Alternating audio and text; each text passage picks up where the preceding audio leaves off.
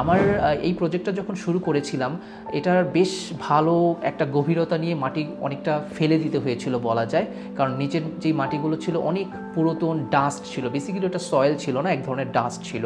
তো এই সয়েল এক্সকেভেশনের পরে এখানে নতুন করে ওপরের লেয়ার মাটিটা নিচের দিকে ফেলতে হয়েছে এবং ওপরে মোটামুটি 3 ফিট একটা লেয়ার নতুন করে সয়েল এখানে ফেলতে হয়েছে। ইভেন এখানে সয়েলের আপস অ্যান্ড ডাউন করা, সয়েলের লেভেল করা, এখানে কিছু জায়গাতে একটু পন্ড ক্রিয়েট করা, তারপর হচ্ছে টোটাল জায়গাতে হচ্ছে ওয়াটার সার্কুলেশন সিস্টেম মেক করা, এখানে কোন জায়গা দিয়ে পানির আউটলাইন হবে, ইনলাইন হবে, প্রত্যেকটা ডিজাইনকে আগে এখানে ইনকর্পোরেট করতে হয়েছে। আমরা দেখি যে আমাদের এই ফ্যাক্টরিতে আমরা টোটাল ওয়াটার সাপ্লাই যা বা ওয়াটার সার্কুলেশন যা কিছুই করেছি, আমরা ট্রাই করেছিলাম রুফ থেকে ওয়াটার প্রেশার আমরা পাচ্ছিলাম। যদিও প্রাথমিক পর্যায়ে আমাদের প্ল্যান ছিল যে আমরা মোটর ইউজ করব কিছু কিছু জায়গাতে, কিন্তু আমাদের ওয়াটার প্রেশার অ্যানালাইসিস করার পরে আমরা দেখলাম যে এখানে আসলে মোটর আমাদের ইউজ না করলেও হচ্ছে, আমরা সেই ওয়াটার প্রেশার দিয়েই টোটাল জায়গাটা ওয়াটারিংয়ের কাভারেজটা দিয়ে ফেলেছি, বা এটা এখন খুব ভালো ওয়ার্ক করছে।